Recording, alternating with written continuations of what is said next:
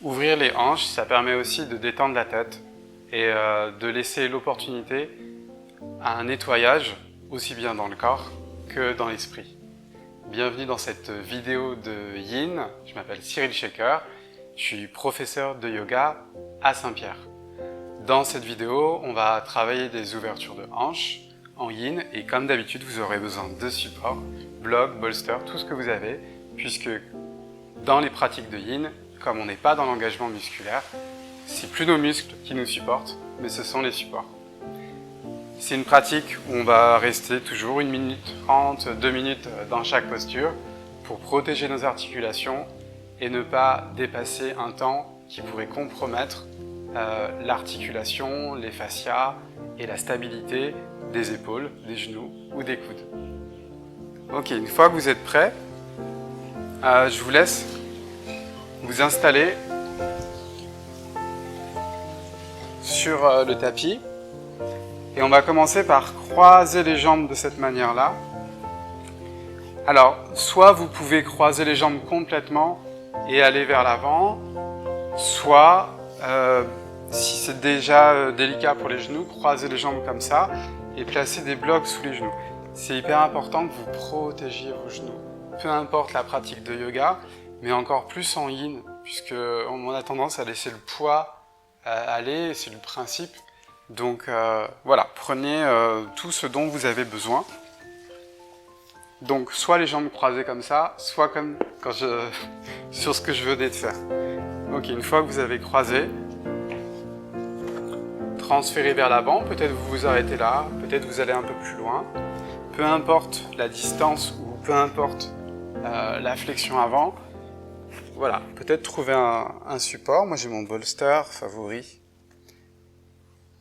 Et une fois que vous êtes tranquillement installé dans la pose, on va aller dans le premier principe qui est essayer de rester immobile. Essayer de se détendre.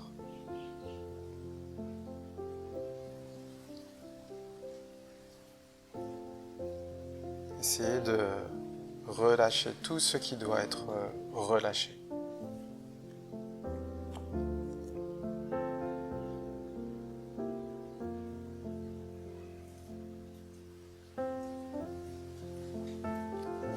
Si vous sentez que vous avez un étirement dans les genoux, comme d'habitude, vous revenez en arrière un petit peu, peut-être vous remontez, etc. Il vaut mieux avoir un peu de sensation et pas de sensation dans les genoux que beaucoup de sensations et pas mal de sensations dans les genoux.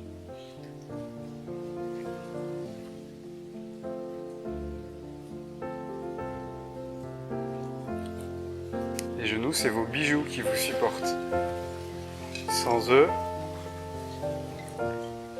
ça va être compliqué de circuler même à pied dans la vie, donc voilà, ça sert à rien d'aller trop loin.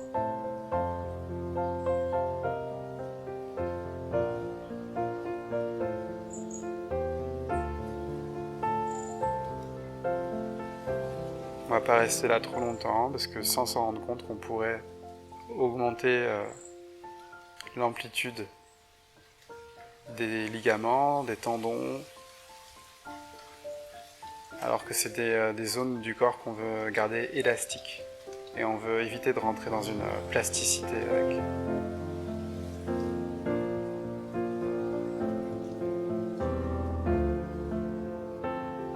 Détendez encore un peu plus les fessiers.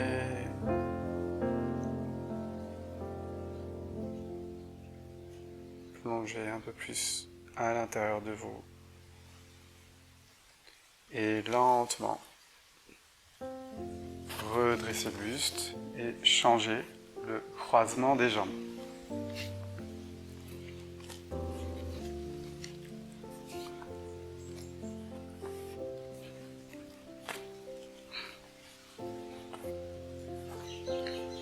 Puis replongez vers le sol. Vous pouvez croiser les jambes de manière beaucoup plus simple en tailleur et mettre des blocs sous les genoux si vous sentez qu'il y a un étirement dans les genoux. Là, l'étirement qu'on peut avoir, c'est dans les adducteurs, dans les fessiers, peut-être un peu dans les ischios.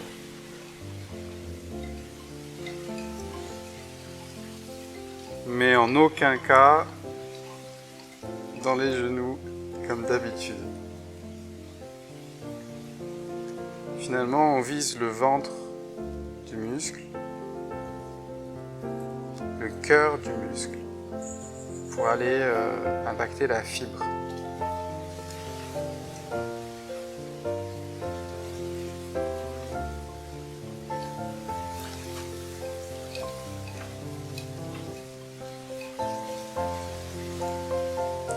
Si vous sentez qu'au fur et à mesure de la pause ça évolue, vous pouvez aller vers l'avant. Si vous sentez que ça évolue par rapport à un étirement qui est dans le genou, refaites comme moi, retournez un peu plus vers l'arrière. C'est tout à fait ok.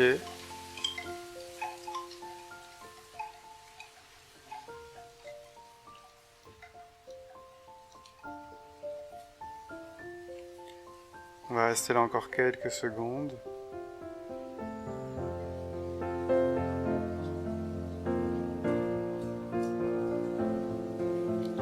Puis doucement, redressez le buste. Tendez les jambes devant vous, posture de rebond. Placez les doigts derrière vous de cette manière-là.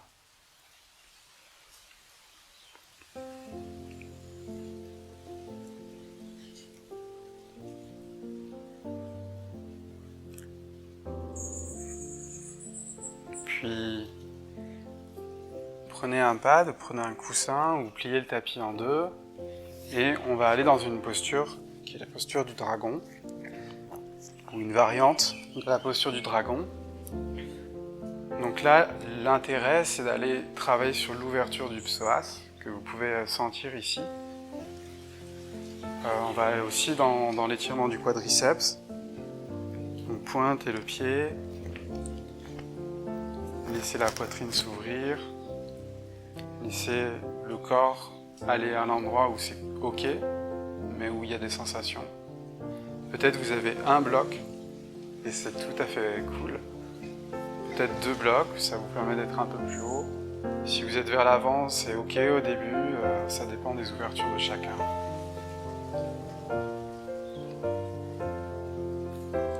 On va pas rester ici non plus une éternité, juste peut-être un peu plus d'une minute. En fait, plus vous avez de la force, moins c'est risqué, disons le yin. Quoique, si vous allez toujours dans des sensations dans les articulations, ça le fera pas non plus. Mais voilà, si vous n'avez pas trop de force, que vous êtes un peu, un peu fatigué, c'est une pratique qui peut être très délicate, donc allez voir quelqu'un ou faites attention par rapport au temps des pauses. Allez voir quelqu'un qui pratique le yin en connaissance de pause. Restez là.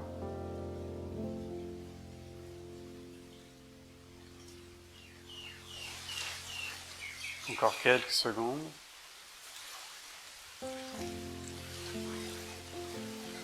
Puis lentement, sortez de la pause, vous pouvez faire un petit hop vers la droite, vers la gauche. Et tout simplement changer de côté.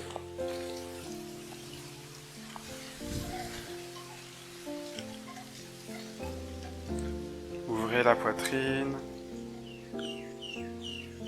Laissez l'étirement du psoas se faire, l'étirement du quadriceps peut-être, si c'est que ça pour vous aujourd'hui, c'est ok. Et tout simplement détendez.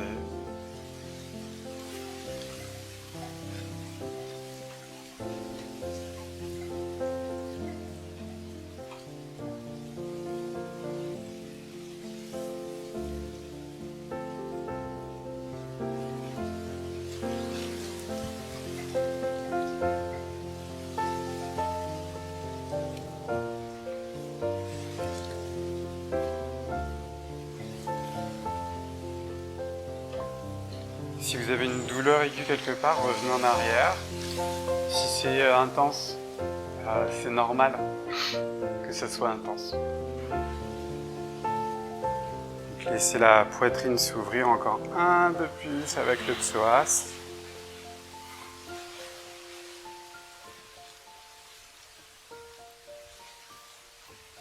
Encore quelques secondes ici.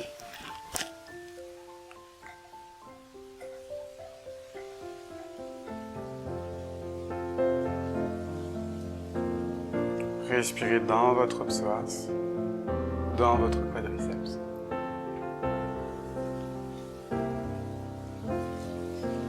Puis lentement, sortez de la pause. On va aller dans une variation du lézard, qui est une variation un peu compliquée. Donc là, votre pied, il va être ouvert de cette manière-là, peut-être, ou peut-être un peu plus vers le sol. L'idée, c'est d'ouvrir quand même un petit peu pour pouvoir aller dans cette zone. Le genou, encore une fois, vous évitez d'avoir des sensations dessus. Vous pouvez garder le pad sous le genou gauche. Non, on va changer de côté directement. Ok, donc placez le pad sous le genou droit. Envoyez le pied gauche à l'avant du tapis.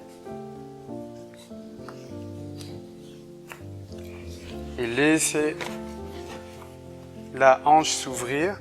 Placez peut-être les mains sur le sol directement, si c'est trop intense. Ou sinon les coudes directement ici. Et on reste dans notre posture du lézard qui peut être intense.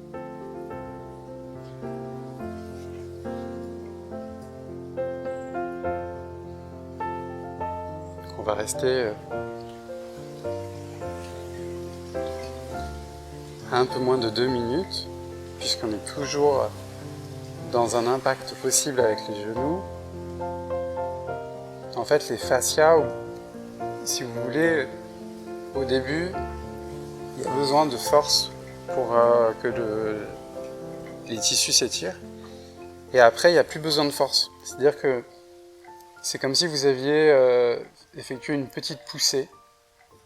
Et ensuite, avec l'inertie, le chemin continue de lui-même. C'est pour ça que si vous restez plus longtemps, en fait, sans vous en rendre compte, sans le savoir, sans le sentir, votre fascia va continuer d'aller dans la même direction.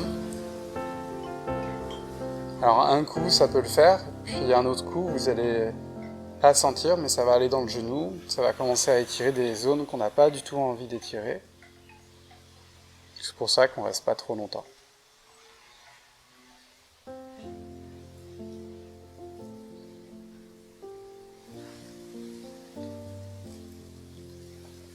Je tire pas ça de mon chapeau, hein, il y a eu beaucoup d'études récentes sur les fascias.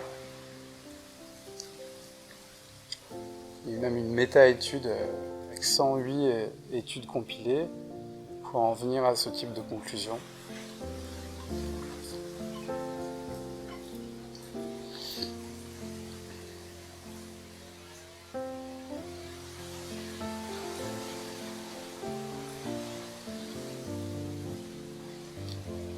Donc encore quelques secondes ici, tranquille dans le visage. Relâchez les mâchoires. Laissez le corps s'ouvrir tranquillement, ramenez les sensations dans le ventre des muscles.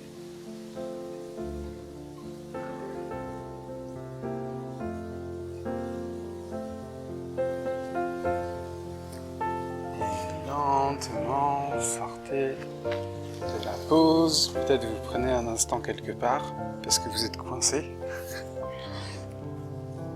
Et peut-être qu'on va directement de l'autre côté.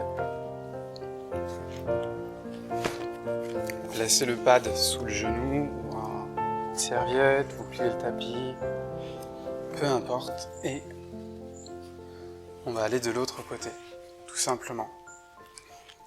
Lézard de l'autre côté. C'est parti, trouvez des sensations où vous êtes dans le ventre, toujours du muscle, et détendez un peu plus. Laissez la respiration aller d'elle-même. Libre, libre, libre et spontané.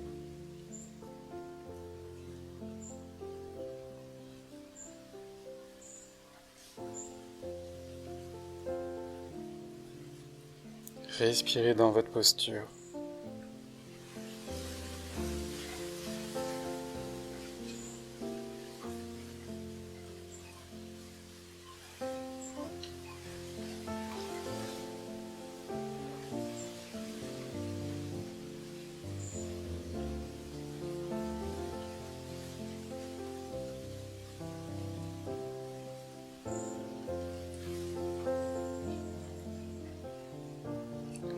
quelques respirations.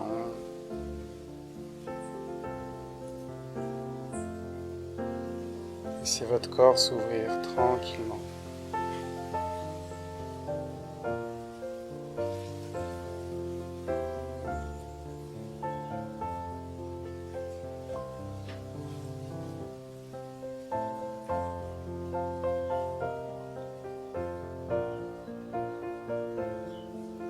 Pour quelques secondes ici, allez un peu plus à l'intérieur, aucune sensation dans les genoux.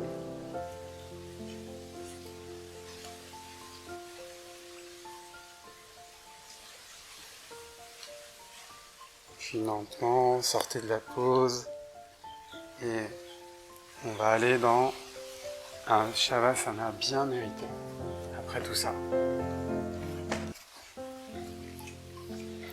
Allongez-vous sur le dos.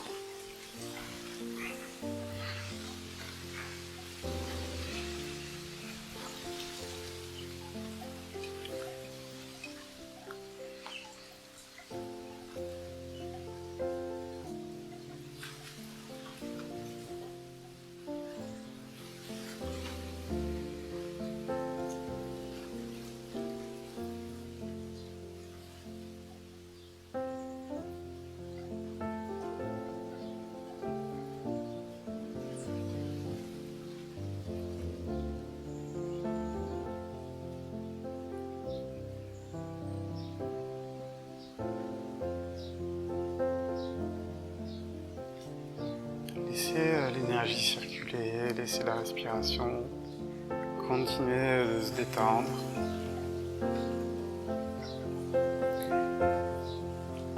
Puis dernière posture pour ces ouvertures de hanches intenses mais qui vont vous permettre d'être plus tranquille après dans la méditation.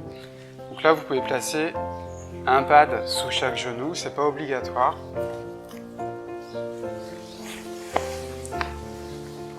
Mais tant qu'on les a, pourquoi ne pas les utiliser? Donc écartez les genoux au maximum de ce que vous pouvez faire. Et ramenez bien les pieds, regardez bien. Justement, évitez de les ramener au centre et ramenez-les vers l'extérieur. Limite aligné avec vos genoux, mais si c'est vers l'extérieur, c'est encore plus intense. Ensuite, vous allez transférer le poids du corps vers l'avant, vers l'arrière et trouver la zone où vous avez le plus de sensations. Vous pouvez placer des blocs sous les avant-bras et voilà, essayez d'être toujours dans les sensations du centre du muscle qui est ici, c'est plutôt l'adducteur, les adducteurs, l'intérieur de vos jambes. Si vous faites de la course à pied, du rugby, du foot, etc., ça peut vous faire énormément de bien, ce genre de pose.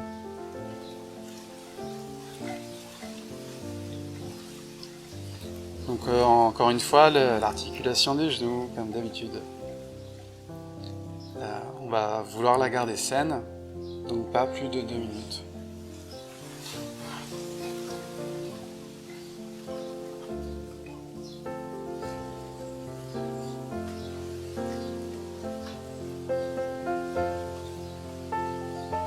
Et vous pouvez toujours transférer vers l'avant, vers l'arrière, pour retrouver une zone où c'est inconfortable, mais où vous pouvez tenir quand même.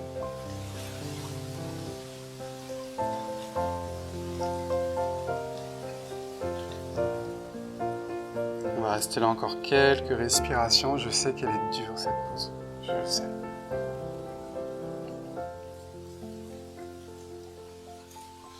Et peut-être qu'avec le temps, ça va devenir un plaisir. Qui sait?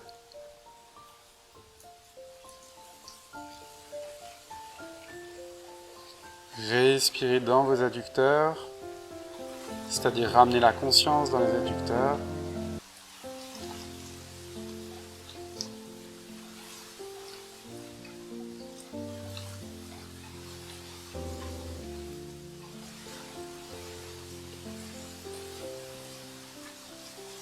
Et lentement sortez de la pause, un peu comme vous pouvez.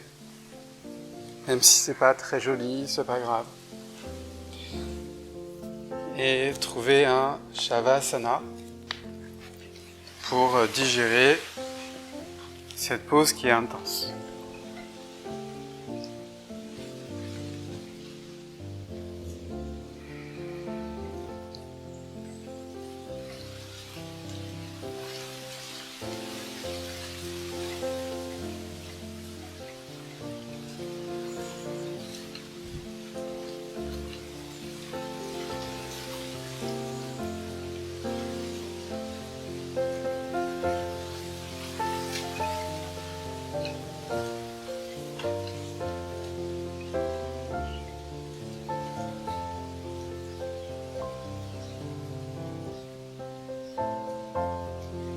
Puis doucement, trouvez l'avant du tapis pour trouver une posture assise et une petite méditation.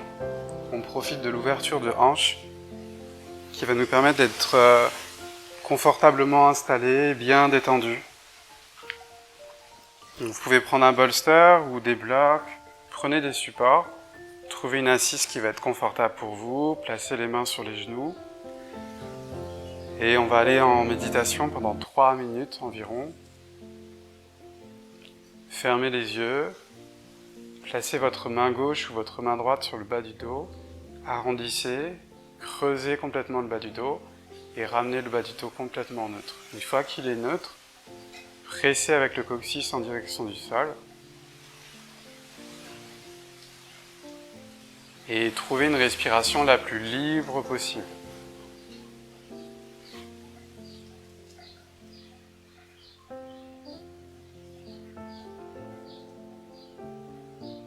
Puis vous avez une zone musculaire qui se situe entre les muscles, qui se situe entre l'anus et les organes génitaux, organes génitales. Et cette zone musculaire entre, et c'est une zone musculaire qui est particulière. Alors si vous ne l'avez pas aujourd'hui, c'est pas grave. Mais juste essayez d'engager de 5% de force et de relâcher. Encore, engagez 5% et relâchez. Prenez une inspire, une expire et sur l'inspire, engagez de 5% la zone entre l'anus et le sexe.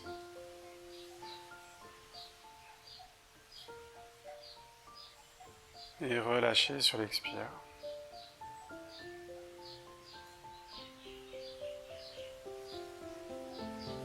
Engagez, inspirez. Relâchez et expirez. Continuez comme ça. C'est juste une prise de conscience de la zone.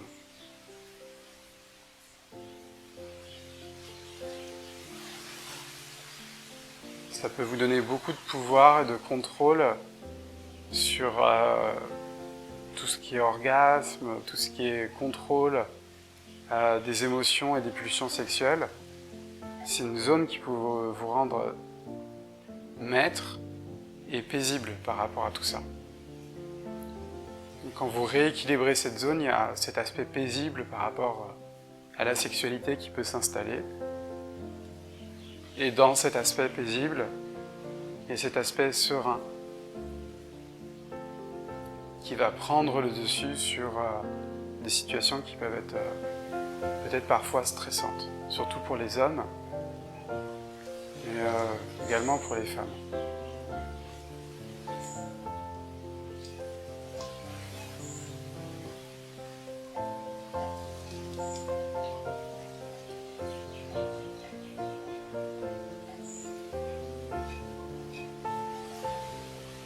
Au-delà de l'aspect sexuel, c'est quand même une reprise de contrôle d'une zone énergétique majeure dans le corps.